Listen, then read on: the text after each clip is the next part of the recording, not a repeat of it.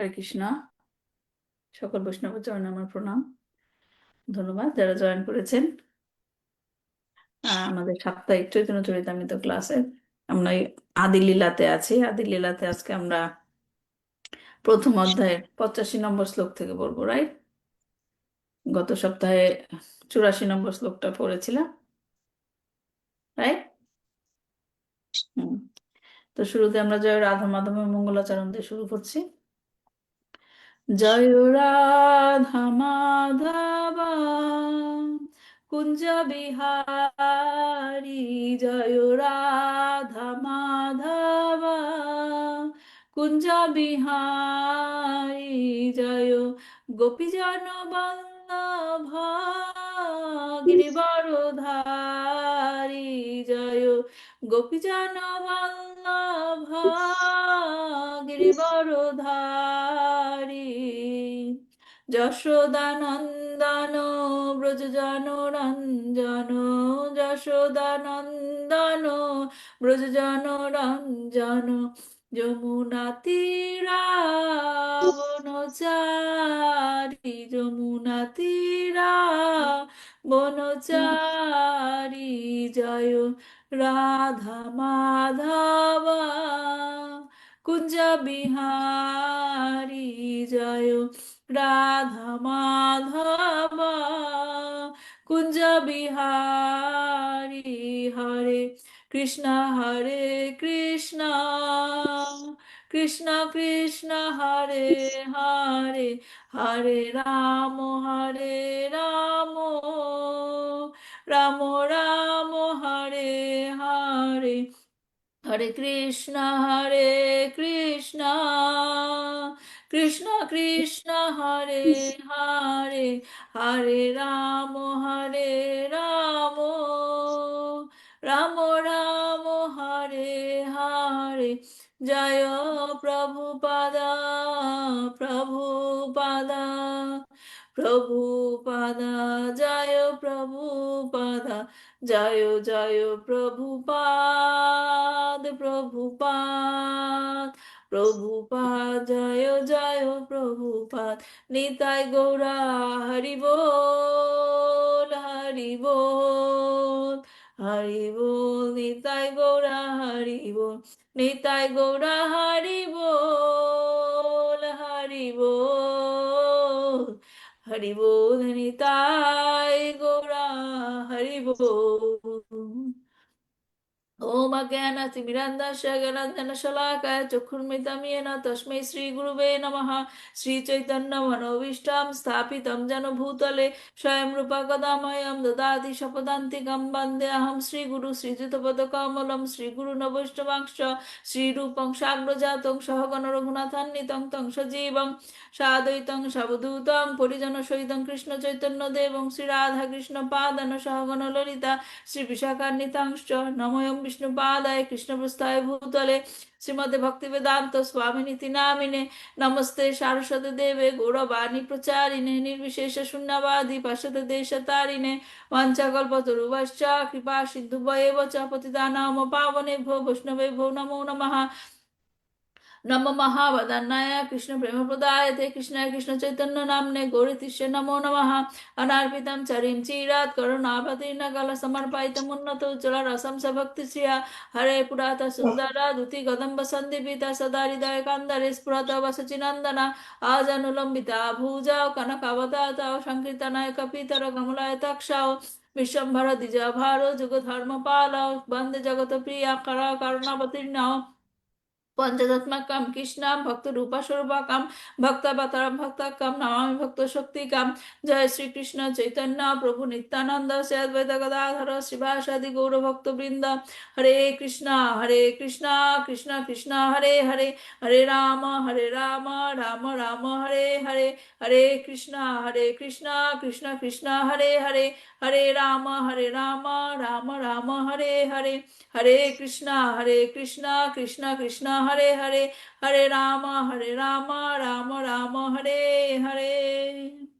श्री श्री चैतन्य चरितामृत की जय, शिल प्रभुपाद की जय, निताय गौर प्रेमानंदे, हरि हरि बोल।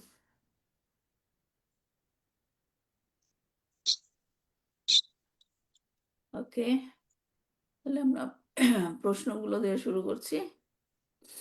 প্রশ্ন করার আগে এমনিতেই জিজ্ঞেস করি, কার মনে আছে আমরা গত সপ্তাহে ক্লাসে মেইনলি কি পড়েছিলাম? চৈতন্য ভাগবত। হ্যাঁ, চৈতন্য ভাগবত থেকে কি পড়েছিলাম, মেইনলি কি জেনেছিলাম? এই নিত্যানন্দ প্রভু আর চৈতন্য মহাপ্রভুর মিলন। কেন করেছিলাম, কেন আমরা তো চৈতন্য চরিতামৃত পড়ছি, রাইট? চৈতন্য চরিতামৃত পড়ার মাঝখানে আমরা কেন চৈতন্য ভাগবতে গিয়েছিলাম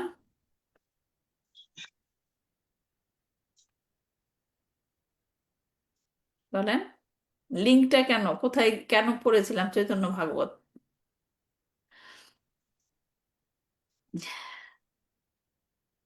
মনে নাই? নিত্যানন্দ প্রভুর আর মহাপ্রভুর যে মিল মিলন হয়েছিল ওটা বোঝানোর জন্যই তো নাকি? না, কেন, মানে আমরা কেন ওইটা স্পেসিফিক্যালি ওইটা পড়লাম গত সপ্তাহের ক্লাসে?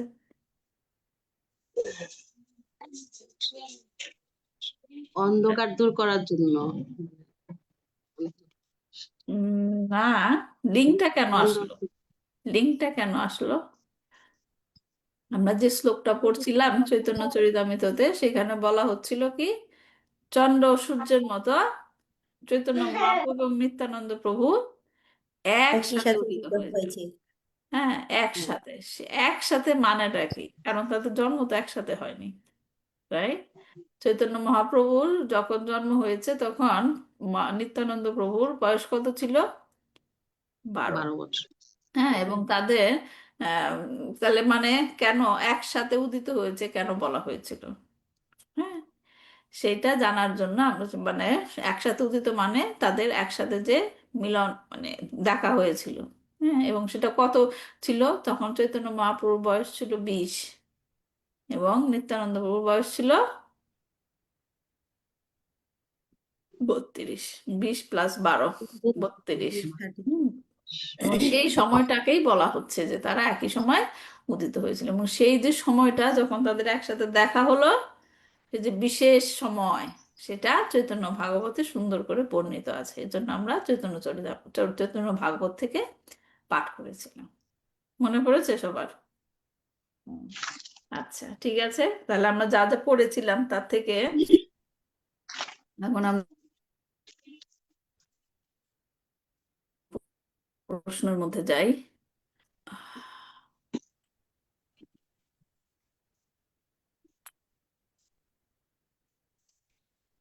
প্রশ্নটা ছিল, সরি,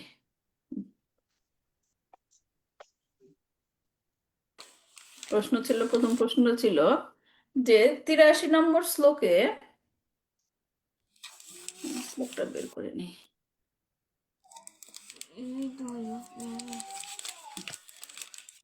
83 নম্বর শ্লোকে বলা হয়েছিল যে আহ, কৃষ্ণদাস কবিরাজ গোস্বামী বলছে যে প্রথম শ্লোকেতে করি মঙ্গলাচরণ এবং দ্বিতীয় শ্লোকেতে করি বন্দন, রাইট? বলা হয়েছিল। এখন আমার প্রশ্ন ছিল যে প্রথম শ্লোকেতে কহি সামান্য মঙ্গলাচরণ, এখানে কাদের কাদের উদ্দেশ্যে মঙ্গলাচরণ করা হয়েছিল? মাতাজি বলবো। বল- সুচিত্রা মাতাজি বলেন। শ্রীবাস শ্রীবাস আদি, শ্রী অদ্বৈত আচার্য আদি, শ্রী নিত্যানন্দ আদি ও শ্রী গদাধর আদি, এদের উদ্দেশ্যে করে মঙ্গলাচরণ আদি, করা হয়েছে। আদি কথাটার মানে কি? আদি, আপনি সব কথার বললেন মধ্যে বললেন না নিত্যানন্দ আদি, শ্রীবাস আদি, আদি মানে কি? আদি কথাটার মানে কি?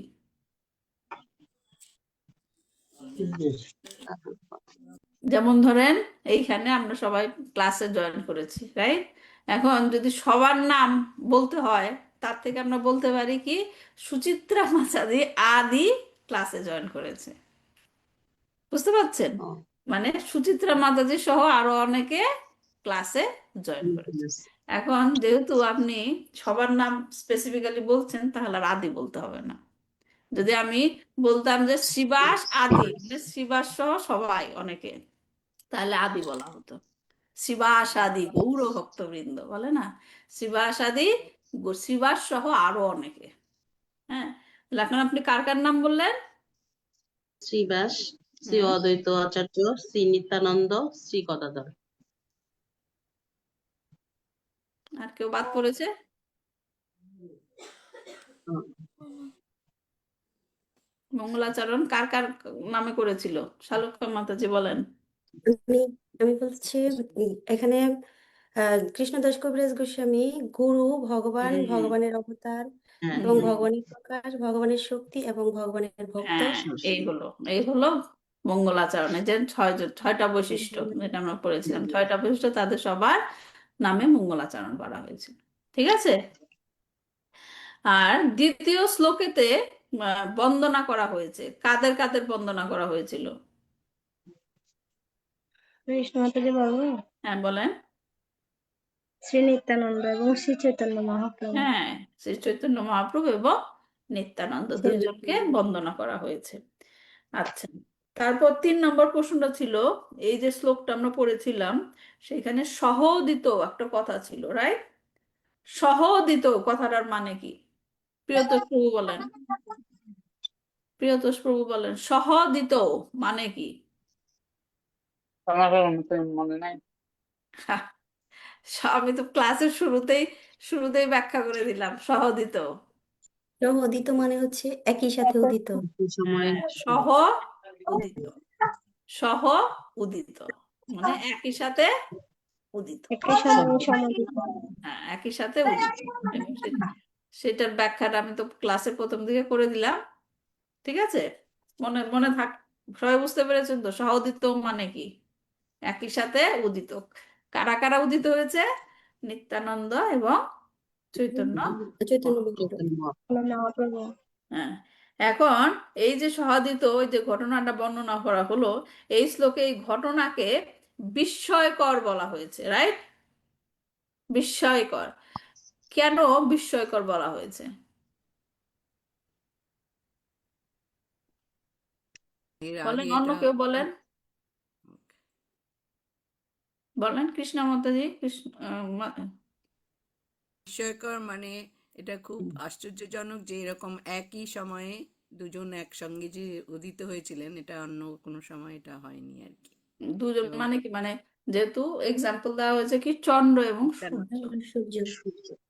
হুম, যেমন একসঙ্গে একই সময় উদিত হয়ে আমাদের মানে চন্দ্রের যে আহ, ওটাকে বলে স্নিগ্ধ আলো আমাদের ই প্রদান করেন, সূর্য তাপ এবং আম, আলো প্রদান করেন, সেইটার মধ্যে যে একই সঙ্গে এই দুটো করছেন সূর্য এবং চন্দ্র, সেইভাবে মহাপ্রভু নিত্যানন্দ এবং শ্রীকৃষ্ণ চৈতন্য একসঙ্গে আমাদের সেই বিস্ময়কর জিনিসটা প্রদান করেছিলেন। হ্যাঁ, তাদের একসাথে চন্দ্র এবং সূর্যকে একসাথে দেখা যায় না, রাইট?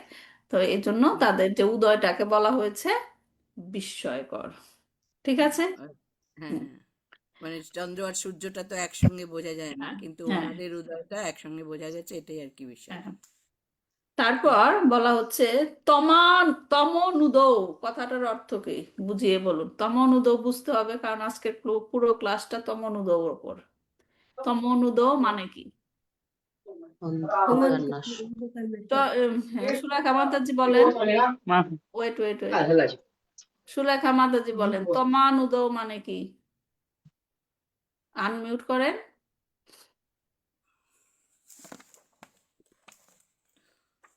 অন্ধকার নাশক। হ্যাঁ, তমানুদ মানে অন্ধকার দূর অন্ধকার করা। নাশক। হ্যাঁ, অন্ধকার দূর করেছে। তো এখন আজকের আমাদের ক্লাসটা এটাই হবে, এই অন্ধকার দূরের উপরে ক্লাসটা। ঠিক আছে, তমানুদ মানে কি? অন্ধকার অন্ধকার দূর করা। দূর করা। আচ্ছা, 6 নম্বর প্রশ্ন ছিল, চৈতন্য মহাপ্রভু এবং নিত্যানন্দ প্রভু প্রথম কোথায় সাক্ষাৎ করেছিল? বলেন।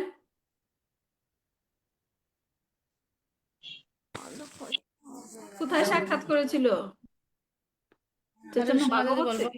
হ্যাঁ বলেন। মূলদেশের পূর্ব দিগন্তে, সরি, না, ওয়েট, মন্দিরা মাতাজি বলতে যাচ্ছে। মন্দিরা মাতাজি বলেন কোথায়?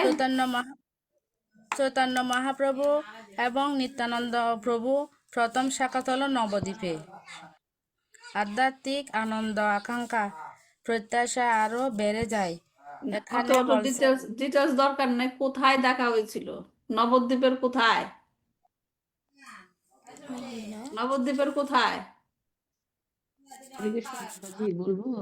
হ্যাঁ বলেন। নন্দন আচার্যের বাড়িতে। নন্দন আচার্যের বাসায়।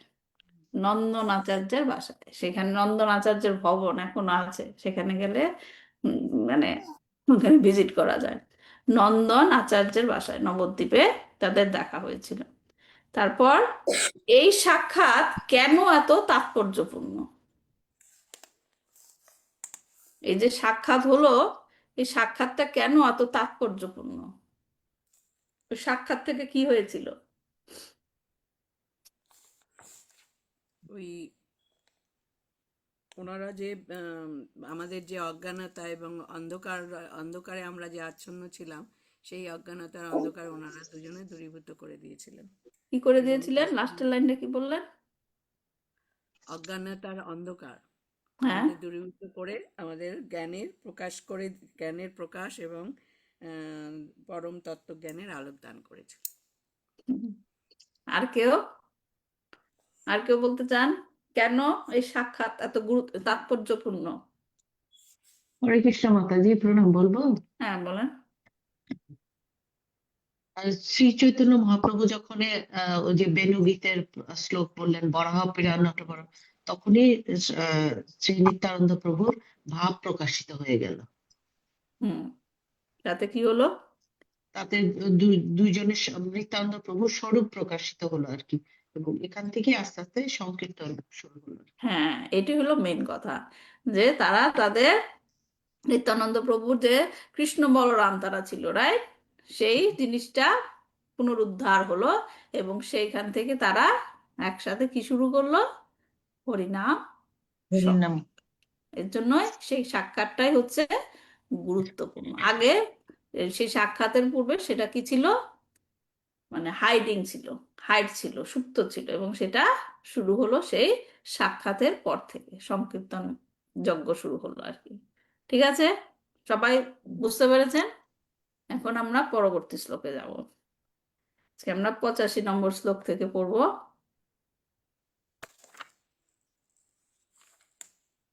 হুম, 85 না, ঠিক আছে, দেখা যাচ্ছে তো, রাইট?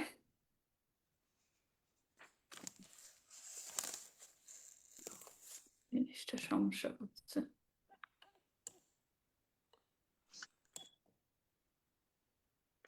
হুম, দেখা যাচ্ছে, রাইট? হ্যাঁ মাতাজি। ব্রজে যে বিহরে পূর্বে কৃষ্ণ বলরাম, কোটি চন্দ্র সূর্য যিনি দোহার নিজ ধাম, সেই দুই জগতের হইয়া সদয়, গৌর দেশে পূর্ব শৈলে করিলা উদয়। এখানে কি বলা হচ্ছে? শ্রীকৃষ্ণ ও বলরাম যারা পূর্বে বৃন্দাবনে লীলাবিলাস করেছিলেন, এবং যাদের ধাম কোটি কোটি সূর্য ও চন্দ্রের থেকেও উজ্জ্বল, তারা এই জগতের কি করেছে? তারা এই জগতের প্রতি সদয় হয়ে গৌর দেশের পূর্ব দিগন্তে উদিত হয়েছে। হ্যাঁ, কৃষ্ণ বলরাম যারা পূর্বে বৃন্দাবনে লীলা করেছিল, তারা এই জগতে প্রতি সদয় হয়ে গৌর দেশের পূর্ব দিগন্তে উদিত হয়েছে। তো এখানে যেটা বলা হচ্ছে, কৃষ্ণ বলরাম,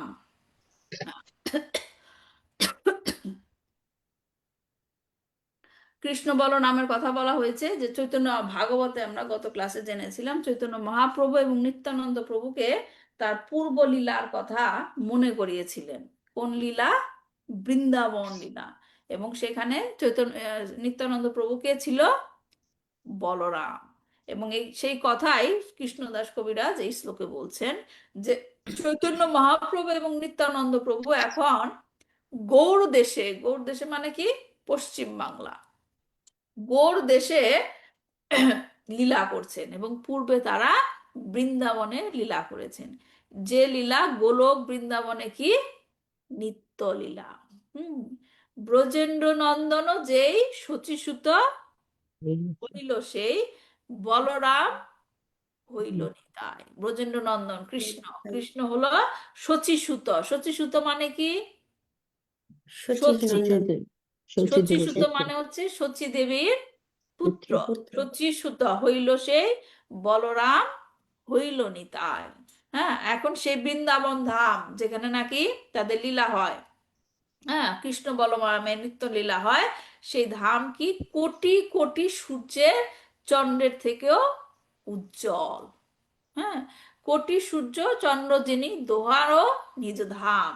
হ্যাঁ, এই কথা ভগবদ গীতাতেও ভগবান শ্রীকৃষ্ণ বলেছেন কি, না তাদ ভাষায়াত সূর্য না শশাঙ্ক না পাবকা ইয়াদ গাত্বা না নিবর্তান্তে তাদ ধামা পরমা মামা।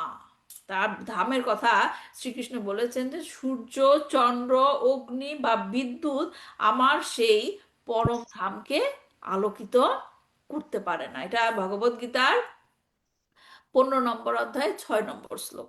হ্যাঁ, সেখানে শিল প্রভুপাদ তাৎপর্য বলেছেন যে চিন্ময় জগৎ বা পরম পুরুষোত্তম ভগবান শ্রীকৃষ্ণের ধাম কৃষ্ণলোক বা গোলক বৃন্দাবন সম্বন্ধে এখানে বলা হয়েছে। চিদাকাশে সূর্য কিরণ, চন্দ্র কিরণ, অগ্নি অথবা বিদ্যুৎ শক্তির কোনো প্রয়োজন হয় না, কারণ সেখানে সব কটি গ্রহই জ্যোতির্ময়। এই ব্রহ্মাণ্ডে কেবল একটি গ্রহ সূর্য হচ্ছে জ্যোতির্ময়, কিন্তু চিদাকাশে সব কয়টি গ্রহই জ্যোতির্ময়। বৈকুণ্ঠ লোক নামক এই সমস্ত গ্রহে উজ্জ্বল জ্যোতির দ্বারা ব্রহ্মজ্যোতি নামক চিদাকাশে প্রকাশিত হয়, এবং সেই উজ্জ্বলতা আসে কোত্থেকে? গোলক বৃন্দাবন ধাম থেকে, ভগবানের শরীরে রশ্মিচ্ছটা। হ্যাঁ, গোলক বৃন্দাবন ধাম থেকে এত রশ্মি বের হয়, সেই রশ্মিতে সমস্ত কিছু চিদাকাশ সমস্ত আলোকিত হয়ে যায়। কিন্তু আমাদের এই জড় জগতে আমরা যে ছবিটা দেখিয়েছিলাম মনে আছে না?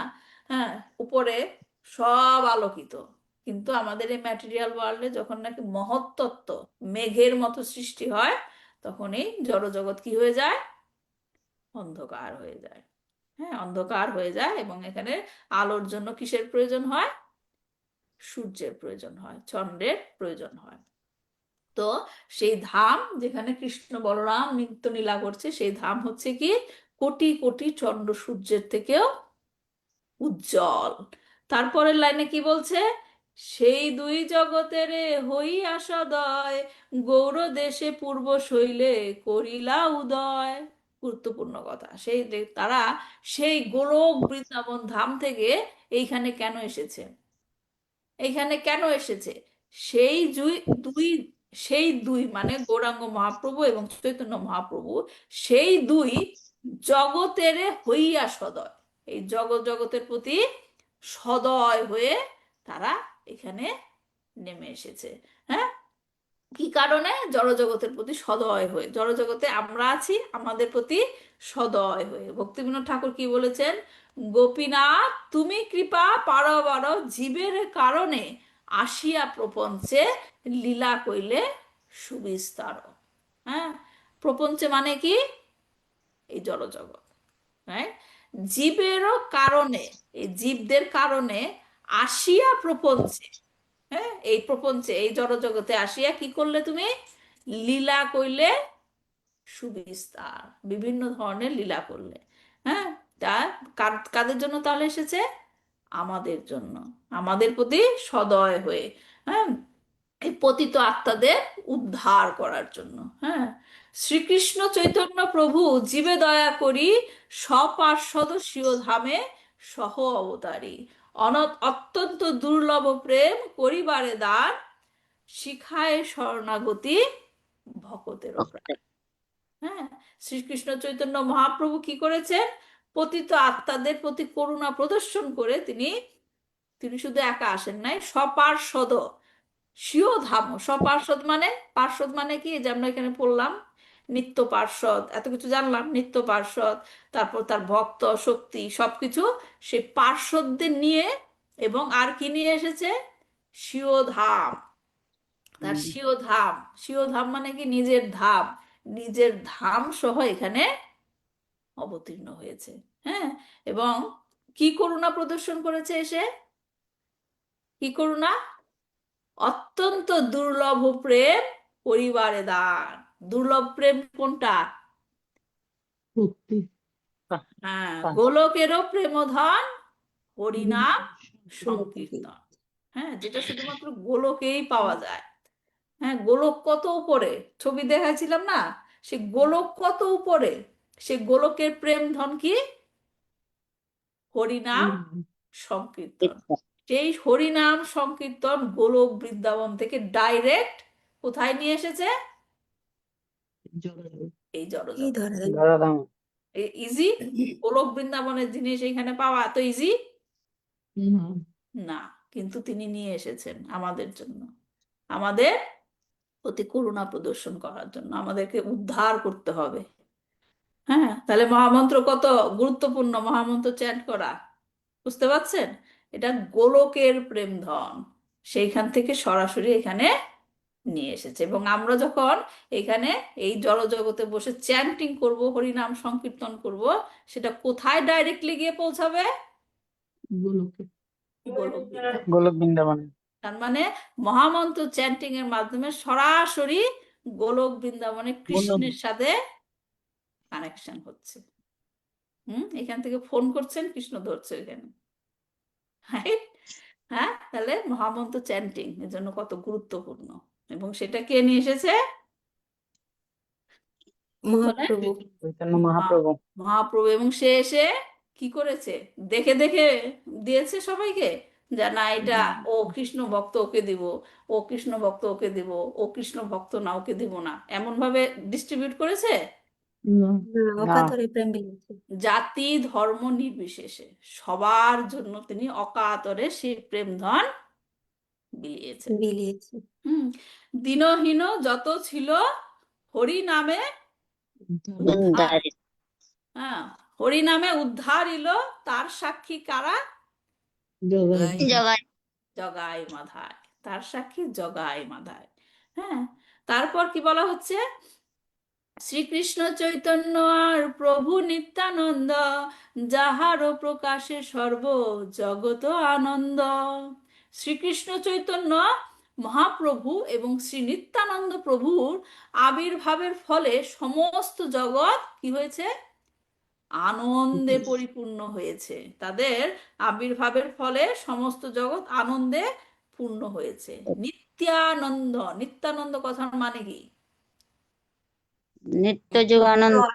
নিত্য আনন্দ, নিত্য, যে আনন্দের কোনো শেষ নাই, যে আনন্দের কোনো শেষ নাই, এবং সেটা নিত্যানন্দ তিনি আমাদেরকে প্রদান করেছেন। শ্রী চৈতন্য মহাপ্রভু এবং নিত্যানন্দ সমগ্র জগতে সেই আনন্দ ছড়িয়ে দিয়েছে। বিশ্বাস করলে, মানে চিন্তা করলে কেমন লাগে, রাইট? এই যে আমরা যেমন, আমরা যদিও বাংলাদেশে জন্ম, আমরা চৈতন্য মহাপ্রভুকে চিনি, রাইট? আমাদের দ্বারা এটা মেক সেন্স যে আমরা চৈতন্য মহাপ্রভুকে ফলো করে মহামন্ত্র উচ্চারণ করব। কিন্তু যারা নাকি এই যে বিদেশে ওয়েস্টার্ন কান্ট্রিতে আছে, তারা কখনো চৈতন্য মহাপ্রভুকে চিনেছে? ছোট থেকে চিনেছে, কিন্তু তারাও এখন কি হরিনাম সংকীর্তন করে কত আনন্দ পাচ্ছে, রাইট? এই হচ্ছে নিত্যানন্দ, তিনি হচ্ছেন সমগ্র জগৎকে আনন্দ প্রদান করেছেন। তারপর বলছে, সূর্য চন্দ্র হরে জয়ছে সব অন্ধকার, বস্তু প্রকাশিয়া করে ধর্মেরও প্রচার। এই মতো দুই ভাই জীবেরও অজ্ঞান, তমনাশ করি কইল তত্ত্ববস্তু দান। একটু কঠিন লাগছে শ্লোকটা, কিন্তু এখানে অনেক মিনিং আছে। সূর্য ও চন্দ্র যেমন অন্ধকার বিদূরিত করে সব কিছুর যথার্থ রূপ প্রকাশ করে, ভেরি ইম্পর্টেন্ট লাইন, সব কিছুর যথার্থ রূপ প্রকাশ করে, তেমনি এই দুই ভাই জীবের অজ্ঞানতা রূপী অন্ধকার দূর করে তাদের পরম তত্ত্বজ্ঞানের আলো দান করে। হ্যাঁ, সূর্য চন্দ্র হরে জ্বলছে সব অন্ধকার, সূর্য এবং চন্দ্র যেমন করে জ্বলছে, সব অন্ধকার হরণ করে। হ্যাঁ, সব অন্ধকার হরণ করে করে নেয়। অন্ধকার দূর হয়ে গেলে কি হয়? আপনি একটা ঘরে আছেন, রাইট? ঘরে ঢুকলেন, কোন একটা জিনিস নেবেন, কারেন্ট চলে গেল, রাইট? অন্ধকার। তখন আপনি যে জিনিসটা নিবেন সেটাকে আসলে দেখতে পারবেন, সেই জিনিসটার যথার্থ রূপ কি? না। দেখা যাবে? দেখা যাবে না, রাইট? কিন্তু যখনই না আবার সেখানে আলো আসলো, তখন কি সেটার যথার্থ রূপ দেখতে পাবেন? সেটাই বলা হচ্ছে যে কি, বস্তু প্রকাশিয়া করে ধর্মেরও প্রকাশ। বস্তু প্রকাশিয়া, বস্তুটা কি আসলে, তার যথার্থ রূপটা কি, সেটাকে প্রকাশ করে সেই আলো দিয়ে। কোনো বস্তুর যথার্থ রূপ এবং ধর্ম প্রকাশ পায়। হ্যাঁ, তো এইখানে বস্তু প্রকাশ বলছে, এখানে কোন বস্তুর কথা বলছে? ফিজিক্যাল অ্যাপিয়ারেন্স হ্যাঁ? ফিজিক্যাল অ্যাপিয়ারেন্স নাকি? হ্যাঁ, আমাদের যে স্বরূপ, আমাদের যে নিত্য স্বরূপ, আমাদের নিত্য স্বরূপ কি? আমরা আত্মা। আমরা হচ্ছে আত্মা, আমাদের নিত্য স্বরূপ। এবং আমাদের বলছে কি, বস্তু প্রকাশিয়া করে ধর্মের উপর প্রচার। এখন আমাদের নিত্য ধর্ম কি? নিত্য ধর্ম ভগবানের সেবা করা। নিত্য ধর্ম হচ্ছে কি, কি বলে, জীবেরও স্বরূপ ভগবান হয়। সরি মাতাজি, কৃষ্ণের দাস। কৃষ্ণের নিত্য দাস। কৃষ্ণের নিত্য দাস, রাইট? সেই যে আমাদের স্বরূপ হচ্ছে আমরা আত্মা, এবং আমাদের নিত্য ধর্ম হচ্ছে কৃষ্ণের নিত্য দাস।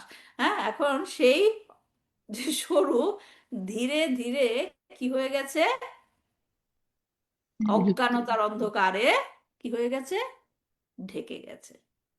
ঢেকে গেছে, আমরা নিজেকে বুঝতে পারি না আমাদের স্বরূপ কি, এবং আমরা নিজেরা বুঝতে পারি না আমাদের নিত্য ধর্ম কি। কারণ সেই অজ্ঞানতার অন্ধকার সেটাকে কি করেছে, ধীরে ধীরে ঢেকে গেছে, ঢেকে ফেলেছে, এবং আমাদের প্রকৃত স্বরূপ আমরা দেখতে পাই না। এখন সেই প্রকৃত স্বরূপ দেখতে গেলে আমাদের আলো লাগবে, রাইট?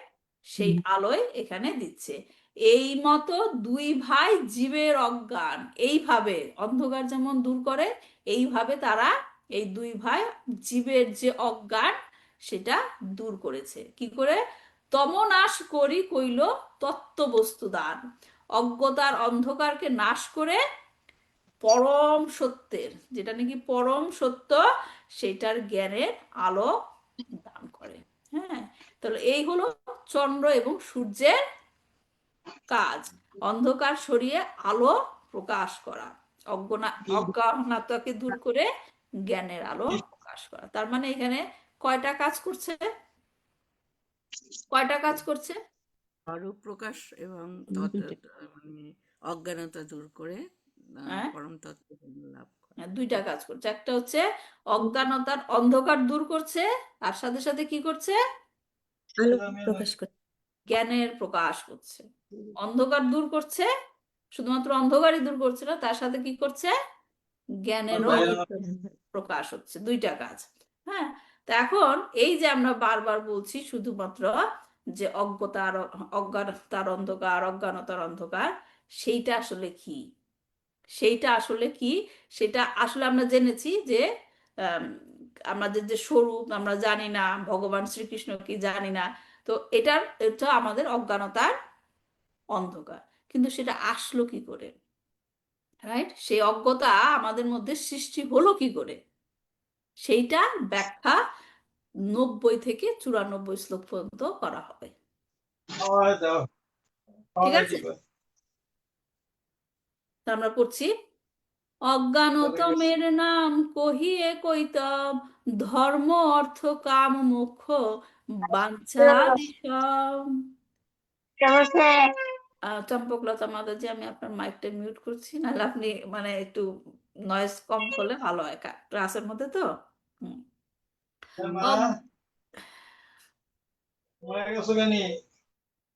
সরি, আচ্ছা, ওকে।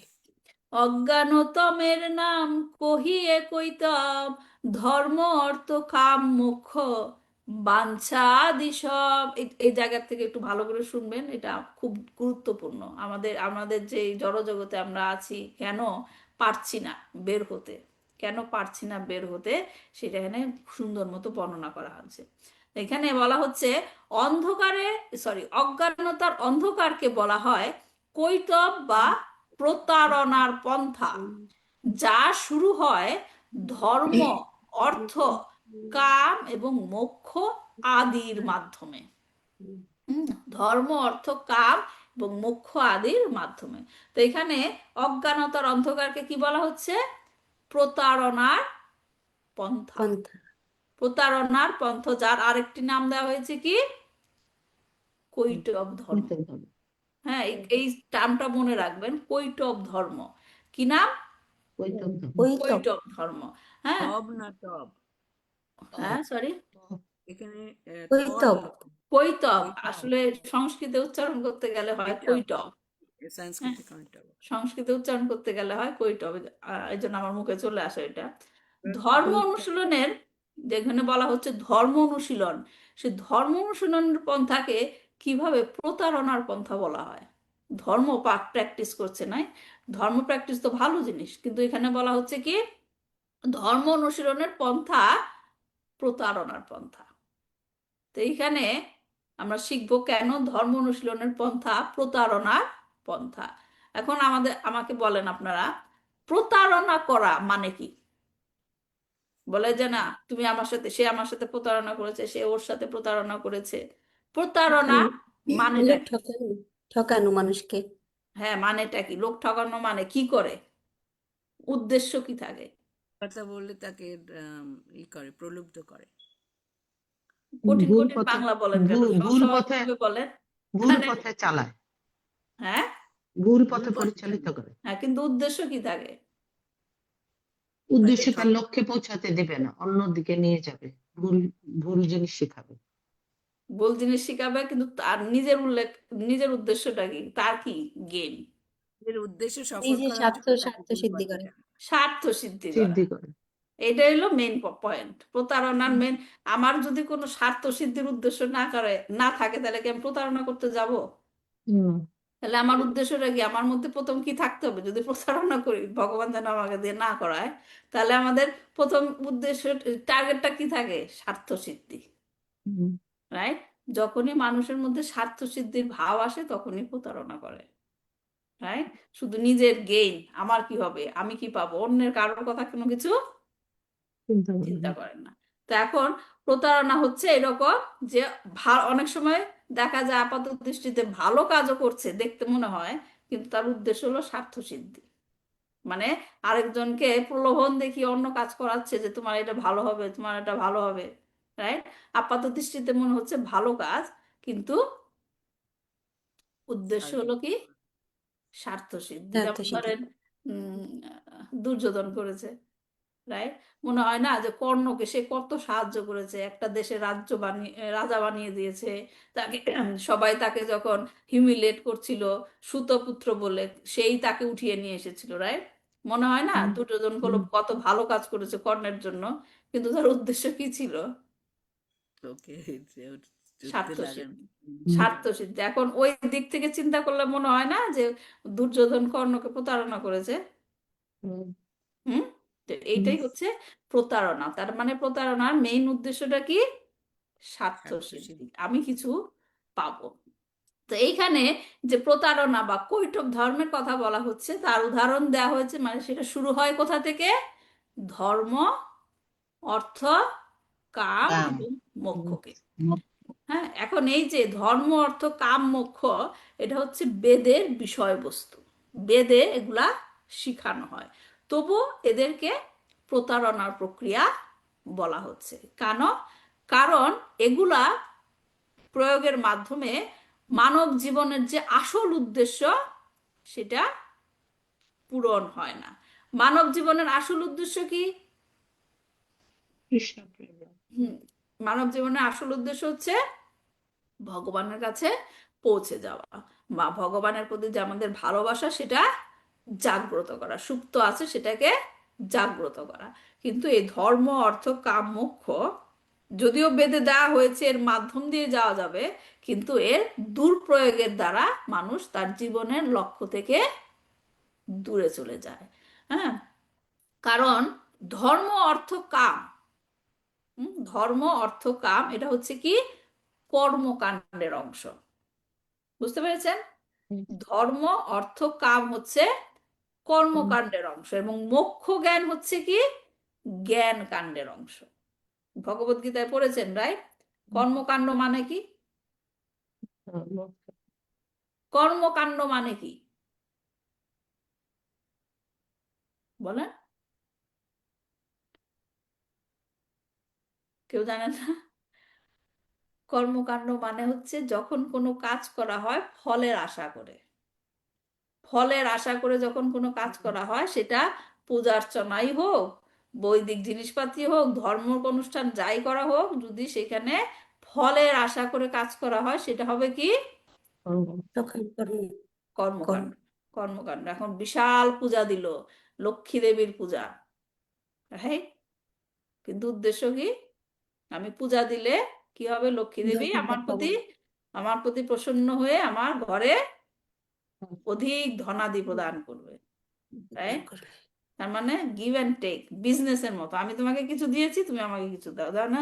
মন্দিরে গেলে আমিও করতাম এটা, আমি মানুষকে দোষ দিব না, আমিও করতাম যখন নাকি এই জ্ঞান আমার ছিল না।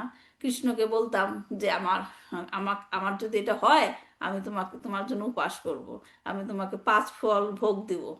করে না মানুষ?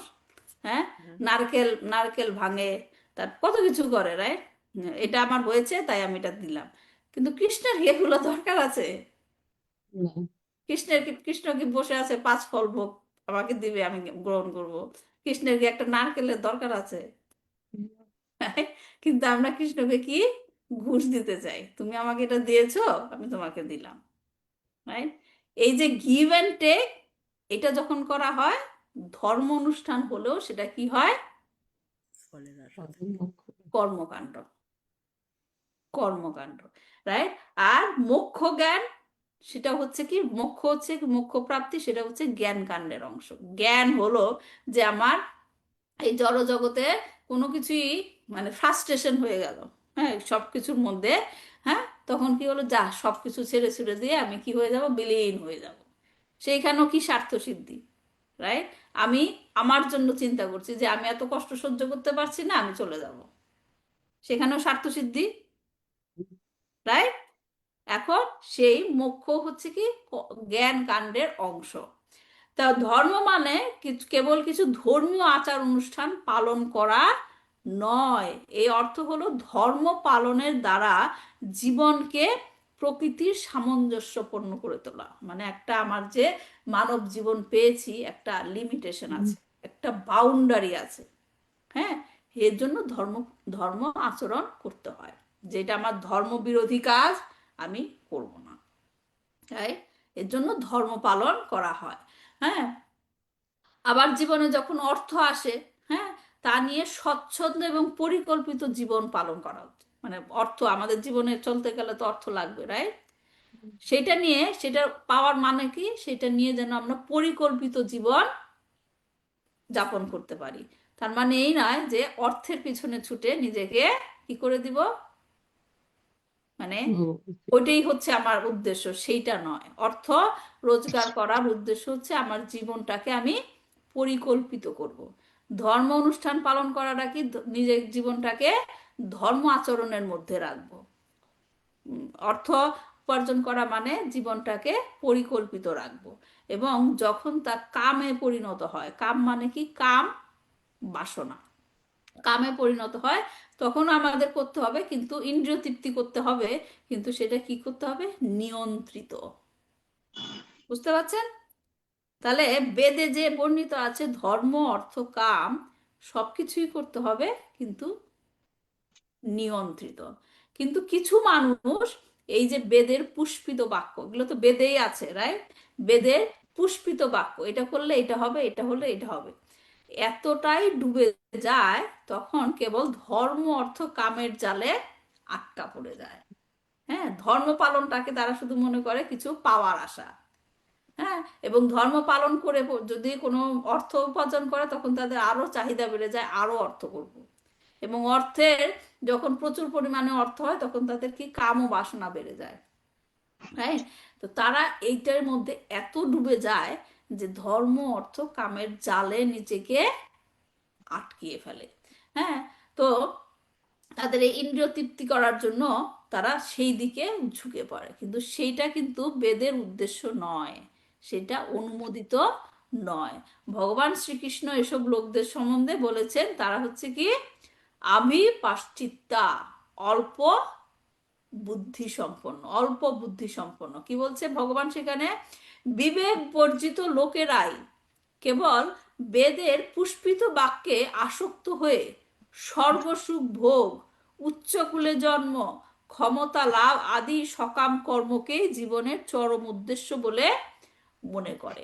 ইন্দ্রিয় ভোগ এবং ঐশ্বর্যের প্রতি আকৃষ্ট হয়ে তারা বলে যে এর ঊর্ধ্বে আর কিছু নেই। তখন তাদের কাছে মনে হয় যে বেদের উদ্দেশ্যই হচ্ছে কি এই সমস্ত কিছু ভোগ করা, এই সমস্ত কিছু ভোগ করা। এবং তাদের গতি কি হয় সেটাও ভগবান বলেছেন, যে তারা স্বর্গসুখ ভোগ করে পুণ্য ক্ষয় হলে মর্ত্যলোকে আবার ফিরে আসে, এভাবেই ত্রিবেদোক্ত ধর্মের অনুষ্ঠান করে ইন্দ্রিয় সুখ ভোগের আকাঙ্ক্ষী মানুষেরা সংসারের মধ্যে বারবার জন্ম মৃত্যুর চক্রে বন্দী হয়ে যায়।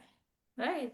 তো এখন যারা তাদের কামনা বাসনা পূর্ণ না হয় হতাশ হয়ে যায়, রাইট, তারা তখন কি করে? আমি মুক্তি চাই, আমি মুক্তি চাই, বলে না, আমি মুক্তি চাই, এই জড়জগৎ থেকে আমি মুক্তি চাই।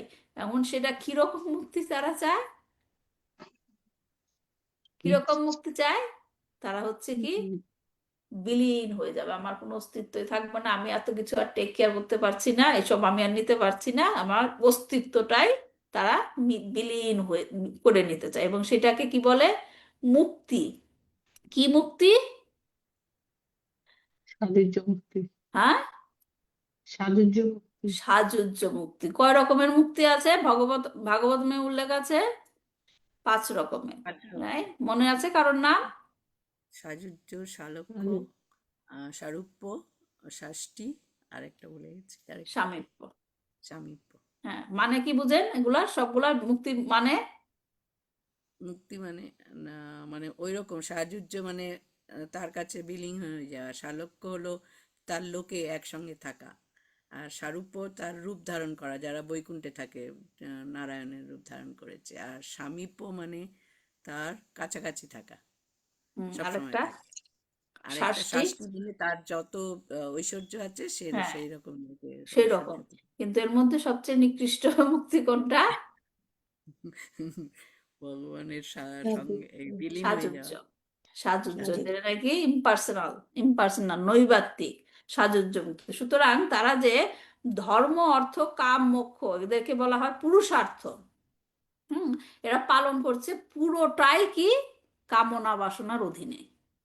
হ্যাঁ, আমি কিছু চাই, আমি কিছু চাই। এজন্য এদেরকে বলা হচ্ছে, এই ধর্ম পালনকে কি বলা হচ্ছে? প্রতারণামূলক ধর্ম। এটা হচ্ছে কৈটব ধর্ম। এবং সেই ধর্মটাই হচ্ছে কি অজ্ঞানতার অন্ধকার। এই ধরনের ধর্ম তম বা অজ্ঞানতার অন্ধকারের অংশ।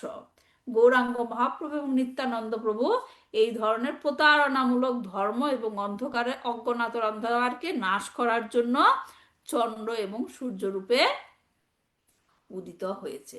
তারপর কৃষ্ণদাস কবিরাজ এই যে কৈটব ধর্ম বর্জনীয়, হ্যাঁ, তিনি বলছেন এখানে, যে বললেন অজ্ঞান তমের নাম কহিয়ে কৈতব ধর্ম অর্থ কাম মোক্ষ বাঞ্ছা আদি সব, এটা তো ইনি বলছেন, রাইট? এখন তিনি ভাগবতম থেকে শাস্ত্রিক প্রমাণ দিচ্ছেন, যে ভাগবতমও বলছে এই কৈটব ধর্ম কি করো? বর্জন করো। হ্যাঁ, তো দেখেন এই প্রসঙ্গে একটা লিঙ্ক বলছি, যে ভাগবতমে, শ্রীমদ্ ভাগবত গীতায় ভগবানের শেষ ইনস্ট্রাকশন কি ছিল? সর্বধর্ম পরিত্যাজ্য মামেকং শরণং ব্রজ। বাংলা অর্থ বলেন।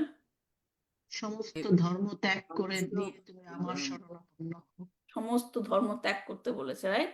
সর্বধর্মানো পরিত্যাজ্য।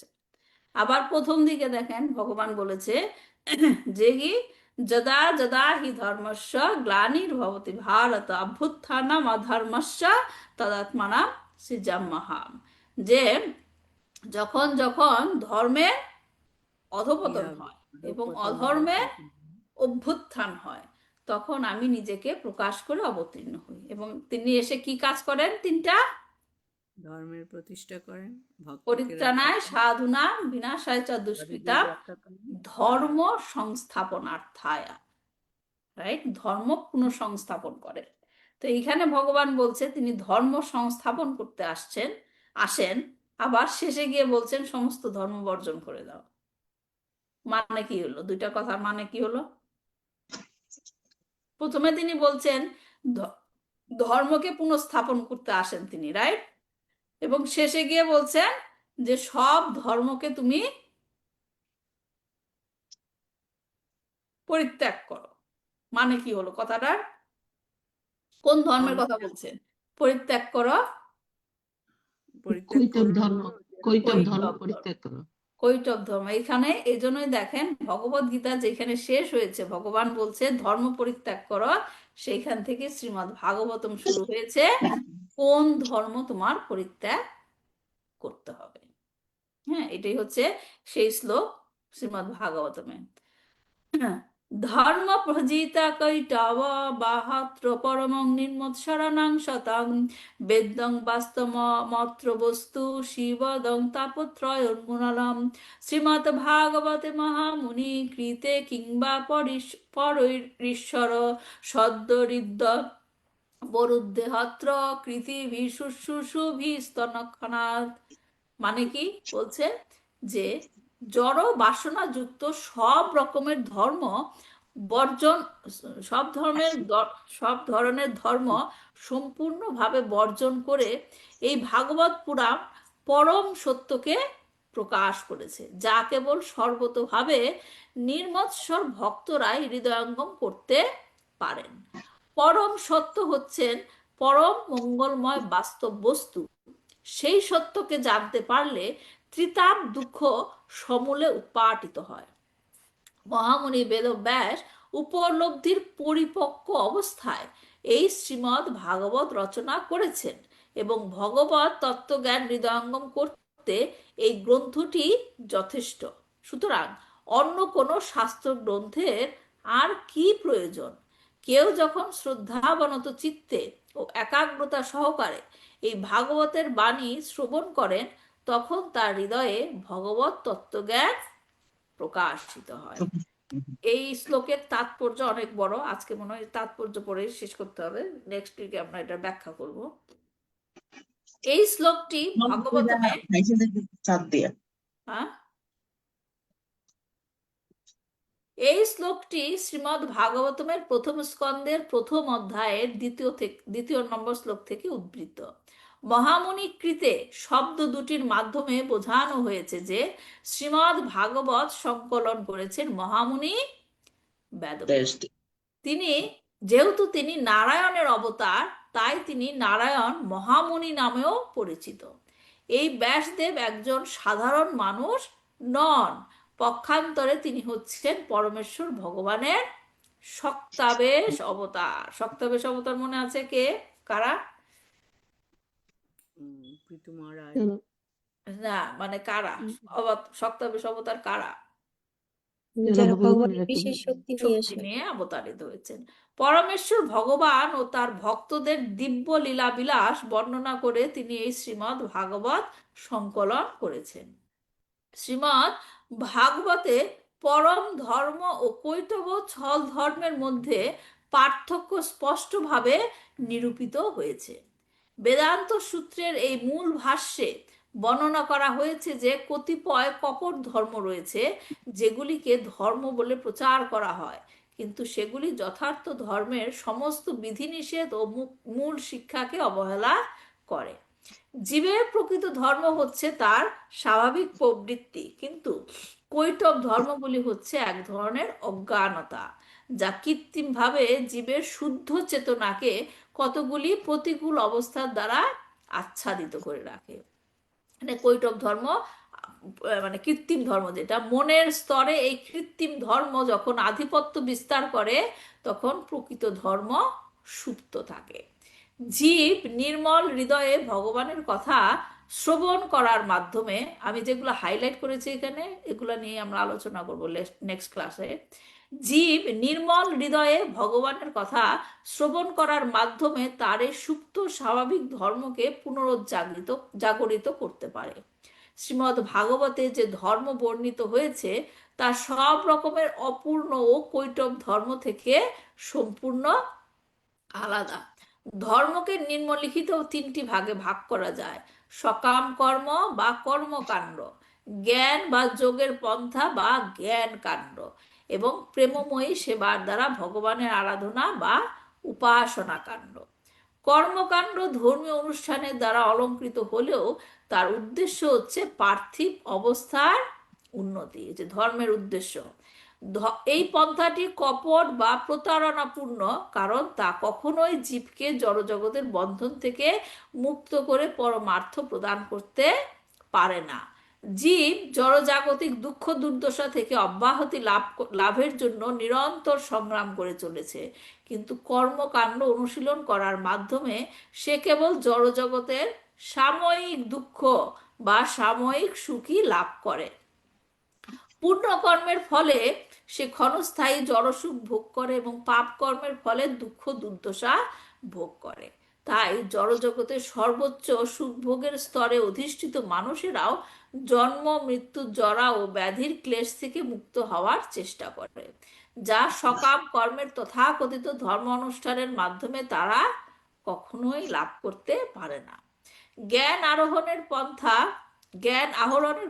জ্ঞান মার্গ এবং যোগ সিদ্ধির পন্থাও যোগ মার্গ সমানভাবে বিপজ্জনক, কেননা এই অনিশ্চিত পন্থা অবলম্বন করে মানুষ যে কোথায় গিয়ে পৌঁছাবে তা কেউ জানে না। জ্ঞানী বহু জন্ম জন্মান্তরে পারমার্থিক জ্ঞানের অন্বেষণ করলেও যতক্ষণ পর্যন্ত না সে শুদ্ধ সত্ত্বগুণের স্তরে উন্নীত হচ্ছে, অর্থাৎ মনোধর্ম প্রসূত ভ্রান্তি বিলাসের স্তর অতিক্রম করে চিন্ময় স্তরে অধিষ্ঠিত হচ্ছে, ততক্ষণ পর্যন্ত সে কোনো মতেই জানতে পারে না যে সবকিছুই প্রকাশিত হচ্ছে পরমেশ্বর ভগবান বাসুদেব থেকে। পরমেশ্বর ভগবানের নির্বিশেষ রূপের প্রতি তার আসক্তির ফলে যে বাসুদেব উপলব্ধির চিন্ময় স্তরে উন্নীত হতে পারে না, এবং তাই তার কলুষিত মনোবৃত্তি তাকে আবার জড়জগতে অধঃপতিত হতে বাধ্য করে, এমনকি মুক্তির স্তর প্রাপ্ত হওয়ার পরেও। তার মানে কোন মুক্তির কথা বলা হচ্ছে? সাযুজ্য মুক্তি, যেটা নাকি ব্রহ্মজ্যোতিতে বিলীন হয়ে যায়, সেখান থেকে আবার পতিত হওয়ার সম্ভাবনা থাকে। ভগবানের সেবারূপ পরম আশ্রয় লাভ করতে না পারে না বলেই তাকে এভাবে অধঃপতিত হতে হয়। যোগীদের যোগ সিদ্ধির পন্থাও পারমার্থিক উপলব্ধির পথে এক মস্ত বড় প্রতিবন্ধক। একজন জার্মান পণ্ডিত, যিনি ভারতবর্ষে এসে ভগবত ভক্তির পন্থা অবলম্বন করেছিলেন, তিনি বলেছিলেন যে জড়বিজ্ঞানের ইতিমধ্যে যৌগিক সিদ্ধিগুলি আয়ত্ত করেছে, তাই তিনি ভারতবর্ষের যৌগিক সিদ্ধি লাভের পন্থা অনুশীলন করার জন্য আসেননি। পক্ষান্তরে শ্রীমদ্ ভাগবতে বর্ণিত ভগবত ভক্তির পন্থা অনুশীলন করার জন্যই তিনি এদেশে আগমন করেন। যোগ সিদ্ধির প্রভাবে যোগী প্রভূত শক্তি লাভ করে এবং তার ফলে সাময়িকভাবে সে জন্ম, মৃত্যু, জরা ও ব্যাধির কবল থেকে মুক্ত হতে পারে, যা আধুনিক বিজ্ঞানও কিছু মাত্রায় আয়ত্ত করতে সক্ষম হয়েছে। কিন্তু এই ধরনের যৌগিক শক্তি জড়জাগতিক দুঃখ দুর্দশা থেকে মানুষকে চিরতরে মুক্তি দিতে পারে না। তাই শ্রীমদ্ ভাগবতে ধর্ম অনুশীলনের পন্থাকেও কি বলা হয়েছে? কপট ধর্ম বা ছল ধর্ম। ভগবত গীতায় স্পষ্টভাবে বর্ণনা করা হয়েছে, সর্বশ্রেষ্ঠ যোগী হচ্ছেন যিনি নিরন্তর তার হৃদয়ে ভগবান চিন্তা করেন এবং ঐকান্তিক প্রীতি সহকারে ভগবানের সেবা করেন। এটা হচ্ছে শ্রীমদ্ ভাগবত গীতার 6ষ্ঠ অধ্যায়ের লাস্ট শ্লোক। বিভিন্ন দেবদেবীর আরাধনা করার পন্থা পূর্বোক্ত কর্মকাণ্ড এবং জ্ঞান কাণ্ডের পন্থা থেকেও অধিক বিপজ্জনক এবং অনিশ্চিত। দুর্গা, শিব, গণেশ, সূর্য আদি দেবদেবীর আরাধনা বা বিষ্ণুর নির্বিশেষ রূপের ধ্যানের পন্থা কেবল তারাই গ্রহণ করে যারা অত্যধিক কাম বাসনার প্রভাবে অন্ধ হয়ে পড়েছে। এই অভাবের যুগে দেবদেবীদের পূজা যথাযথভাবে সম্পন্ন করা সম্ভব নয়। শাস্ত্র নির্ধারিত পন্থায় কেউ যদি যথাযথভাবে দেবদেবীদের পূজা করতে পারে, তাহলে তাদের ইন্দ্রিয় সুখ ভোগের বাসনা চরিতার্থ হবে ঠিকই, তবে এই ক্ষণস্থায়ী এবং অল্প বুদ্ধি সম্পন্ন মানুষেরাই কেবল এই পন্থা অবলম্বন করে। ভগবদ্গীতা সেই কথাই বলা হয়েছে। কোনো প্রকৃতিস্থ মানুষ এই ক্ষণস্থায়ী সুখভোগে সন্তুষ্ট হতে পারবে না। পূর্বোক্ত তিনটি পন্থার কোনোটি জড়জগতের ত্রিতাপ দুঃখ থেকে মানুষকে মুক্ত করতে পারে না। এই ত্রিতাপ দুঃখ হচ্ছে আধ্যাত্মিক, অর্থাৎ নিজের দেহ ও মনোজাত দুঃখ, আদি ভৌতিক অর্থাৎ অন্যান্য জীব কর্তৃক প্রদত্ত দুঃখ, এবং আদি দৈবিক অর্থাৎ বিভিন্ন দেবতা কর্তৃক প্রদত্ত দুঃখ। শ্রীমদ্ ভাগবতে যে ধর্মের কথা বলা হয়েছে তা এই ত্রিতাপ দুঃখকে সমূলে উৎপাটিত করে। শ্রীমদ্ ভাগবতে সর্বশ্রেষ্ঠ ধর্মের কথা বর্ণিত হয়েছে, তা হচ্ছে ইন্দ্রিয় সুখভোগ, সকাম কর্ম এবং ভগবানের সঙ্গে এক হয়ে যাওয়ার নির্বিশেষ জ্ঞান আদি সব রকমের বাসনা শূন্য হয়ে পরমেশ্বর ভগবানের প্রেমময়ী সেবায় যুক্ত হওয়ার মাধ্যমে স্বাভাবিক হওয়ার, স্থিত হওয়ার ধর্ম। স্থূল বা সূক্ষ্ম যে কোনো রকমের ইন্দ্রিয় সুখ ভোগ ভিত্তিক যে ধর্ম, তা হচ্ছে কপট ধর্ম। কারণ এই প্রকার ধর্মের অনুগামীরা কখনোই এই ধর্মাচরণগুলির মাধ্যমে জড়জাগতিক দুঃখ দুর্দশা থেকে অব্যাহতি লাভ করতে পারে না। এই সম্পর্কে প্রজিতা কথাটি তাৎপর্যপূর্ণ। প্র মানে পূর্ণরূপে, উজ্জিত মানে হচ্ছে কি বর্জন। কর্মকাণ্ডীয় ধর্ম সরাসরিভাবে স্থূল ইন্দ্রিয় সুখের পন্থা এবং পরমেশ্বর ভগবানের সঙ্গে এক হয়ে যাওয়ার যে জ্ঞান মার্গীয় পন্থা, তা হচ্ছে কি সূক্ষ্ম ইন্দ্রিয় ভোগ। হ্যাঁ, সূক্ষ্ম ইন্দ্রিয় ভোগ। এই ধরনের সমস্ত কৈটব ধর্মগুলি স্থূল অথবা সূক্ষ্ম ইন্দ্রিয় সুখ বাসনা ভোগের বাসনার উপর প্রতিষ্ঠিত। ভাগবত ধর্মে এই সমস্ত কৈটব ধর্মগুলি সর্বতভাবে বর্জন করে ভগবত ভক্তিরূপী সনাতন ধর্মের কথা বর্ণনা করা হয়েছে, যা হচ্ছে জীবের স্বাভাবিক বৃত্তি। ভাগবত ধর্ম বা শ্রীমদ্ ভাগবতে বর্ণিত ধর্ম, যার প্রাথমিক পাঠ হচ্ছে ভগবদ গীতা, তারাই অনুশীলন করেন যারা হচ্ছেন সর্বোচ্চ স্তরের মুক্ত পুরুষ এবং যাদের কাছে কৈটব ধর্মমূলক সব রকমের ইন্দ্রিয় সুখ ভোগ সম্পূর্ণরূপে অর্থহীন।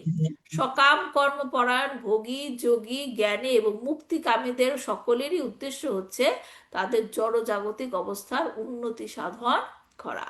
কিন্তু ভগবত ভক্তের এই ধরনের কোনো বাসনা নেই।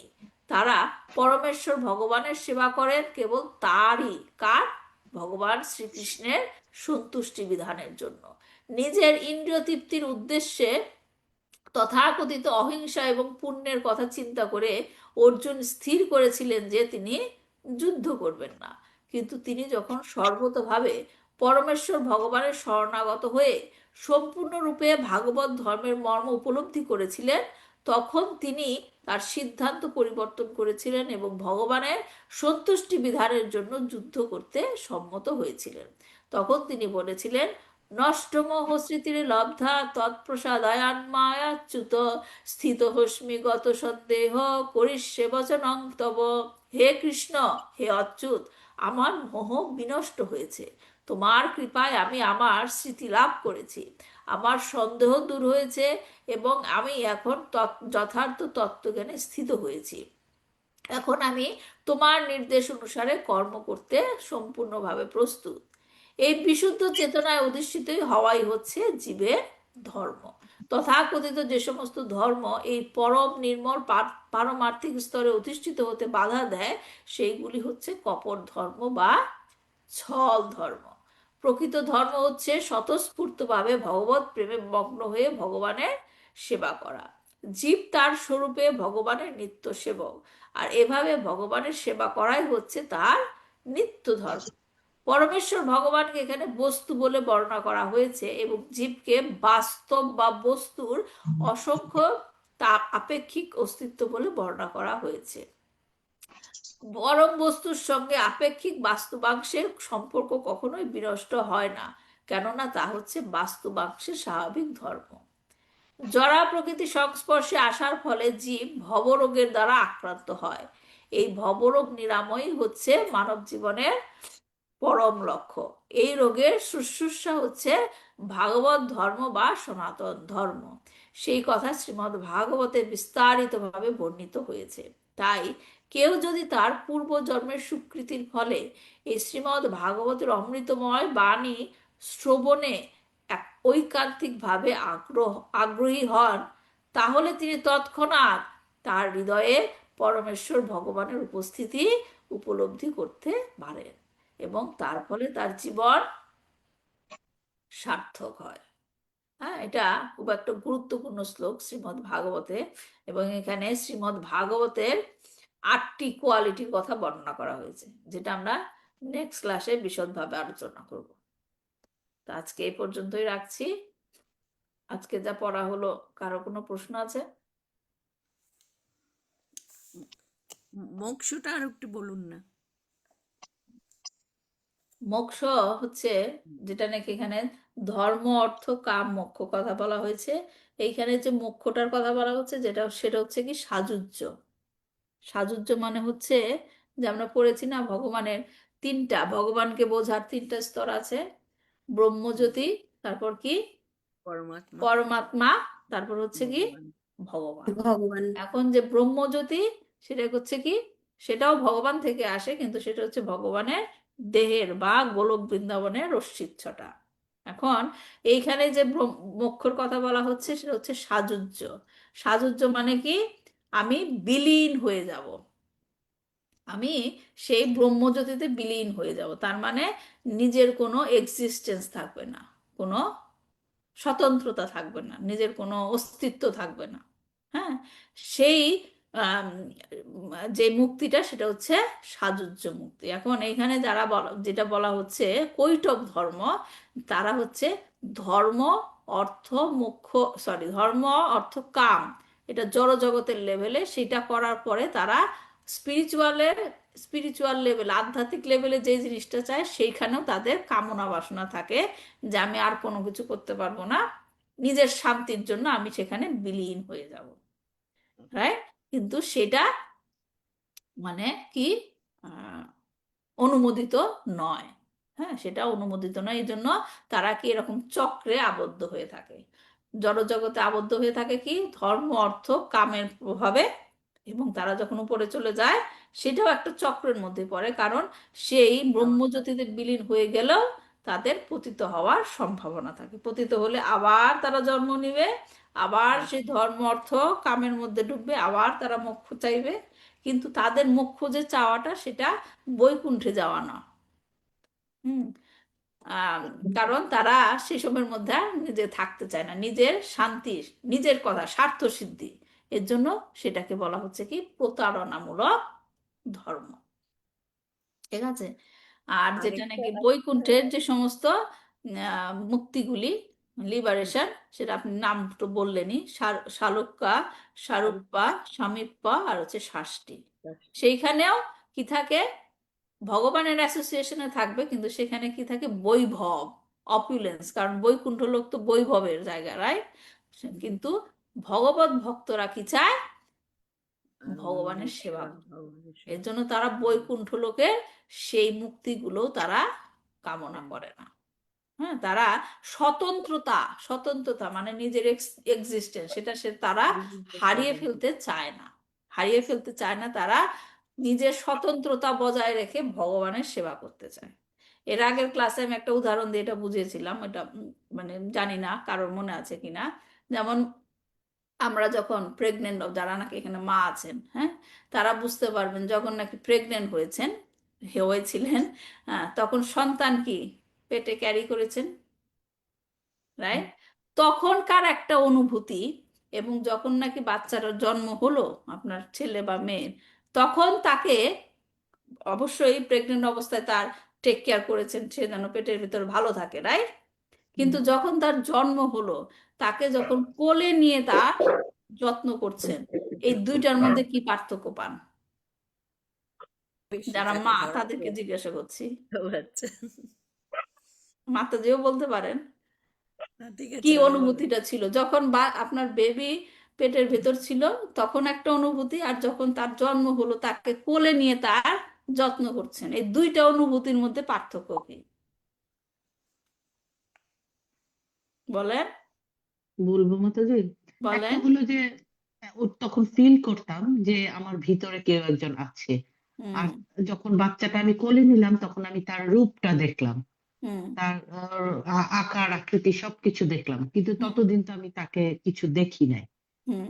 তাহলে অনুভূতির পার্থক্যটা কি হলো? আপনি যখন, ও যখন পেটে ছিল, তখন সবসময় আপনার আকাঙ্ক্ষা থাকতো কখন হ্যাঁ। ওর জন্ম হবে, ওকে আমি খাইয়ে দিব, স্নান করাবো, মানে একটা ডাইরেক্ট ইন্টারাকশন, হুম, রাইট? হুম, ডাইরেক্ট হুম, ইন্টারাকশন। হ্যাঁ, এজন্য সেটা ডাইরেক্ট ইন্টারাকশনের যে একটা আনন্দ, সেই আনন্দটা বেশি আনন্দ, হ্যাঁ, রাইট? এবং সেটা সম্ভব হয় কখন? ওরও একটা অস্তিত্ব থাকবে, আপনারও একটা অস্তিত্ব থাকবে, হুম, পাশাপাশি, সামনাসামনি। তাহলে সেখানে আনন্দটা বেশি না? হুম, তো সেই রকমই আমি ভগবানের কাছে গিয়ে ভগবানের সামনে বসে তার সেবা করব, তার জন্য কিছু করব, যেটা আমরা এখনো করছি। হ্যাঁ, কিন্তু আমরা গোলক বৃন্দাবনে গিয়ে তার সেবাটা করব, তার জন্য করব, সেখানে একটা আলাদা অনুভূতি না? এখন আমি হুম, যদি কৃষ্ণের মধ্যে বিলীন হয়ে যাই, তাহলে কি আমি সেই সেবার আনন্দটা পাবো? না, এর জন্যই ভক্তরা সেই মুক্তি চায় না। তারা চায় সেইটা, যে আমি কোনো মুক্তি চাই না, আমি শুধু ভগবানের সেবায় নিজেকে নিয়োজিত করতে চাই।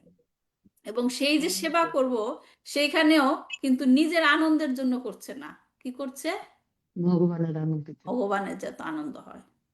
বুঝতে পারছেন? যখনই নিজের কোনো কিছু চাওয়া হয়, সেখানে কি থাকে? আচ্ছা। স্বার্থ। যখনই স্বার্থ নিয়ে কিছু করা হয়, সেটাই প্রতারণা। সেই জিনিসটা এখানে ত্যাগ করতে বলা হয়েছে। এটা থেকে আমাদের দৈনন্দিন জীবনেও আমরা শিক্ষা পাই। যখন আমরা কাউকে ভালোবেসে কারোর জন্য কিছু করব, রিটার্নে কিছু চাওয়া যাবে না। যখনই আমাদের রিটার্নে কিছু চাওয়ার মনোভাব থাকবে, সেটা হলো কি চিটিং, যে আমি পরবর্তীতে ওর কাছ থেকে কিছু পাবো তাই আমি কিছু করবো, সেখানে ভালোবাসা থাকে না, রাইট? ভালোবাসা থাকে যখনই চাওয়া পাওয়ার জন্য কিছু করা হয়, সেটা পিওর ভালোবাসা না, প্রকৃত ভালোবাসা না। ভালোবাসা হতে হয় কনসিস্টেন্ট, একই রকম থাকবে সব সময়, কোনো সিচুয়েশনের আপ ডাউন যাই হোক, ভালোবাসা আমার একই রকম থাকবে। সেটা হচ্ছে কি প্রকৃত ভালোবাসা। বুঝতে পেরেছেন মাতাজি? মন্দাকিনী মাতাজি, বুঝেছেন? আরেকটা কথা হলো, এখন তো বলছে হবে না সময়, আমি একটু আপনার কাছে কোনো চার্ট আছে ওই যে মানে আমাদের যে জনলোক তাপলোক, মানে যে ইসের কোনো এরকম ওই ছবি? একটা ছবির মধ্যে সব আছে, ওটা বিশাল একটা বড় ছবি, ওইখানে সব আছে, 14 লোক, যা যা ওটা আছে কোন সব। জিনিসে দিয়েছিলেন? আচ্ছা, আমি আপনাকে ছবিটা, শুধু ছবিটা পাঠিয়ে দেবো না। আচ্ছা, হুম। মানে আমি জানতে চাই এই যে সাতটা ভুবন নিচে, সাতটা ভুবন উপরে, রাইট? এই ব্রহ্মা পর্যন্ত আমাদের, তারপর পুরোটাই উঠে আছে ওই আবার ছবির মধ্যে, আমি আপনাকে পাঠিয়ে দেবো। জনলোক, তপলোক, সত্যলোক, তাই ধ্রুবলোকটা কোন লোকে আছে আমার খুব জানতে ইচ্ছে করে। আচ্ছা, আমি দেখাবো না, ওই ছবিটা দিয়ে দেবো, ওখানে সব আছে। আমাকেও দিও। আচ্ছা, ঠিক আছে, সবাইকেই দিয়ে দেবো, গ্রুপে দিয়ে দেবো, সবাই পেয়ে যাবে। আচ্ছা, ওখানে লেখা তাহলে আছে শেষ করছি। নেক্সট উইকে আমাদের এই ক্লাসটা হবে না, কিন্তু আমাদের নেক্সট উইকে হবে হচ্ছে কি গীতা জয়ন্তী। গীতা জয়ন্তী। আমরা গীতা পাঠ করব। যারা নাকি মানে আমি এই যে আমাদের গ্রুপে নেই, অনেকে ইউটিউবে যারা পোস্ট করছেন তারাও পাঠ করতে চাইছেন, কিন্তু আমি সরি, সবাইকে অ্যাড করতে পারিনি। গ্রুপে যারা করেছেন আমাদের যথেষ্ট পরিমাণ ভক্ত হয়ে গেছে পাঠ করার জন্য, এই জন্য আমি কাউকে অ্যাড করতে পারিনি। কিন্তু আপনারা জয়েন করে ভাগবত গীতা পাঠ শুনতে পারেন, এই জন্য আমি এখানে জুমের পাসওয়ার্ডটা এবং পাসওয়ার্ড এবং আইডিটা দিয়ে দিচ্ছি। যারা ইউটিউবে দেখছেন বা ফেসবুকে শুনছেন, তারা জয়েন করতে পারেন, গীতা শ্রবণ করতে পারেন। হুম। আর ফেসবুক লাইভে ওইটা যাবে। তো আশা করছি আপনারা জয়েন করবেন আমাদের এই ছোট্ট প্রচেষ্টা, ভাগবত ভাগবত গীতা পাঠ আমরা চাই যে আমাদের এই পাঠ করার মাধ্যমে এটা সবার কাছে ছড়িয়ে পড়ুক। সবাই পারে না জয়েন করতে, কিন্তু শ্রবণ করলেও মানে যথেষ্ট, সেটাই যথেষ্ট। যারা যাদের ফেসবুক অ্যাকাউন্ট আছেন তারা আমার ফেসবুক থেকে এটাকে শেয়ার করতে পারেন, যাতে আরো সেটা ছড়িয়ে যায় এবং জয়েন করতে পারেন। তো আমি এখানে যারা অনলাইনে আছেন তারা আম, এই জুমের আইডি এবং পাসওয়ার্ডটা লিখে নিতে পারেন। তো শেষ করছি আজকে আমাদের ক্লাস। দেখা হবে আবার নেক্সট উইকে ভাগবতম ক্লাস নিয়ে, শনিবারে এবং রবিবারে গীতা পাঠ নিয়ে। ভালো থাকবেন সবাই। वाञ्छाकल्पतरुभ्यश्च कृपा सिन्धुभ्यो च पतितानां पावनेभ्यो वैष्णवेभ्यो नमो नमः। श्री श्री चैतन्य चरितामृत की जय, श्रील प्रभुपाद की जय, निताय गौर प्रेमानंदे। हरि हरि बोल। हरे कृष्णा।